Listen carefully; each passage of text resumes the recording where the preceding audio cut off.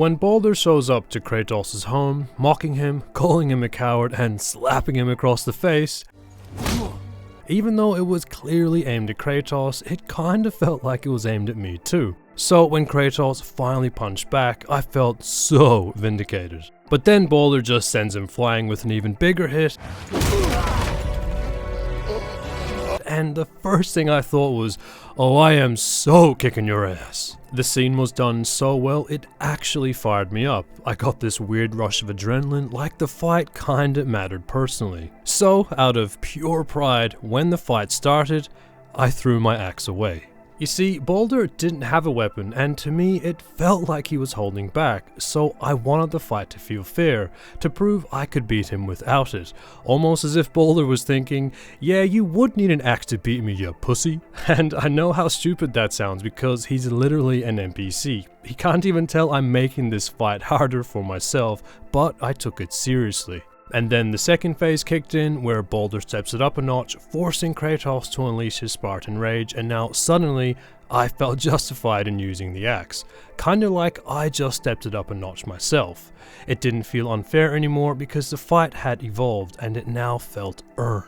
And because I took it so seriously while sprinkling in a bit of myself, it made the whole fight so much more satisfying. I kinda felt like I was Kratos, not just playing as him. But the weird thing is, when I take a fight seriously like that, I take it really seriously. Like, if I had lost during that second phase, I would have been genuinely frustrated. Not just because I died, but because it would have broken this immersive illusion of feeling like Kratos. And I was so passionate about this moment that I couldn't let that version of him lose. So much so that because the game respawns you halfway through the fight if you lose, I would rather load an earlier save from the beginning of that fight so that loss didn't count and I could win the fight in one clean go. It's weird because it's almost like my ego creates these rules I have to follow or I won't be as satisfied with my own playthrough.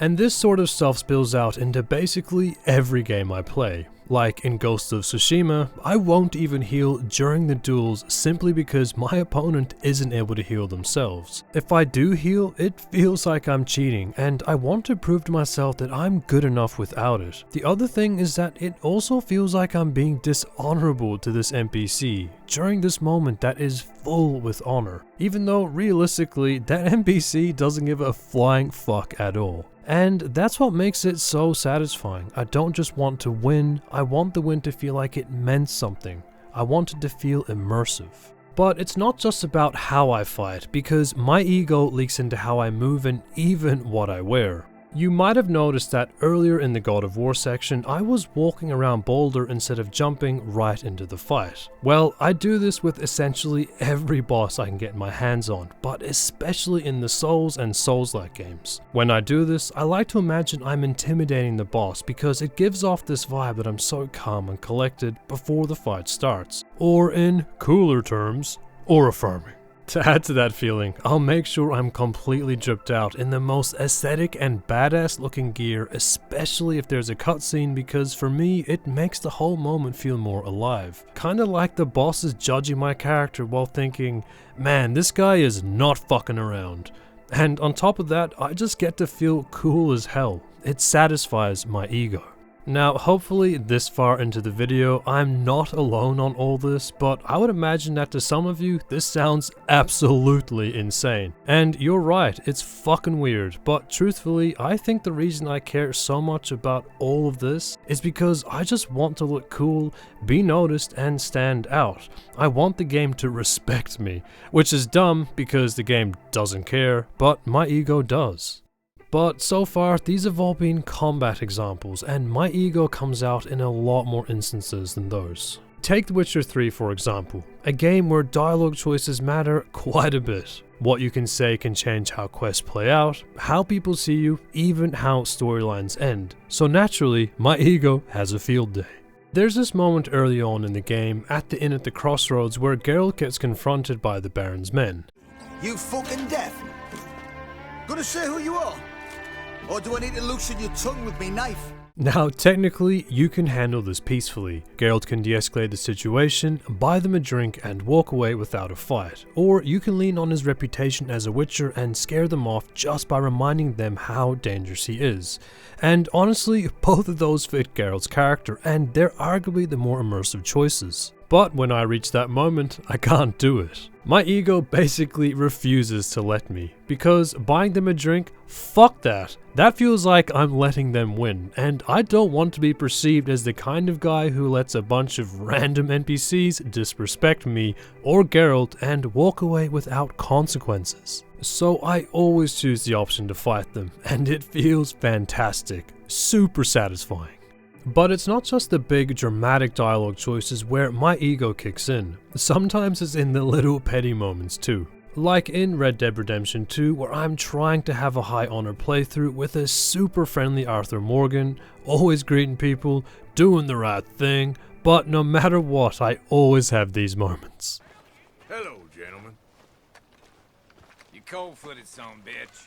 And suddenly I'm like, what the fuck did you just say to me? So I'll antagonize back, and no matter what, it always ends up in a fist fight or maybe even more, because I just have to put that NPC in their place, all the while knowing that my honor is gonna go down. But to be completely honest, even if the NPC says nothing, I sometimes just can't help myself. And if it wasn't possible to spam greet everyone to get my honor back up, I honestly don't think I could ever complete a high honor playthrough. But I gotta be real, I absolutely love putting NPCs in their place, like I just feel so justified doing it. And it's not just limited to those petty ego bursts. It gets even weirder when I'm replaying games and already know what kind of choices I want to make. Back to The Witcher 3 again, there's this one moment in the game with Whoreson Jr., one of the most despicable pieces of shit you'll ever meet in a game. And you can decide to either kill him or let him live. Now, on repeat playthroughs, I'll tell myself, this time I'm gonna spare him just to see how things play out differently. But when I get to that moment to decide his fate, 90% of the time I end up killing him again. And in those moments where I do spare him, I kinda get this strange feeling in my stomach, like I've just failed some unspoken moral code, or I might even think, what if the Witcher community hears about this? So because of this, I either load an earlier save and kill him, or I'll see the outcome and then stop playing on that version of the game so it doesn't count as my canon playthrough, almost like that happened on an alternate timeline. And it's not just because I don't want someone like that to live in this world that I feel I'm a part of, it's also because I don't want the other NPCs to think I'm the type of person to let someone like that live, even if it's just a video game, even if it's a replay, even if no one else is watching. And that's the thing, writing this has made me realize just how much I care about what people think of me. So much so that I care about what NPCs think of me. Because deep down, I even like to imagine that maybe 100 years from now, someone will stumble across my old gameplay. And if they did, hopefully they don't see me as some psycho who goes around abusing NPCs for the hell of it. I would want them to see that I'm the type of person that doesn't let Whoreson Jr. walk free, but also that I don't take disrespect from people and that I have some sense of code when it comes to combat. It's like I'm leaving parts of myself inside my games for people to see. As weird as it sounds, it's like I'm leaving some sort of legacy, and honestly I think it's important to treat games like this. By allowing my ego to spill into games, I connect with them in a way where it feels real enough that I can escape and become someone else who is also me. And anyway, that's it from me. Thank you for being yourself with me, and I hope this video made you go, yeah!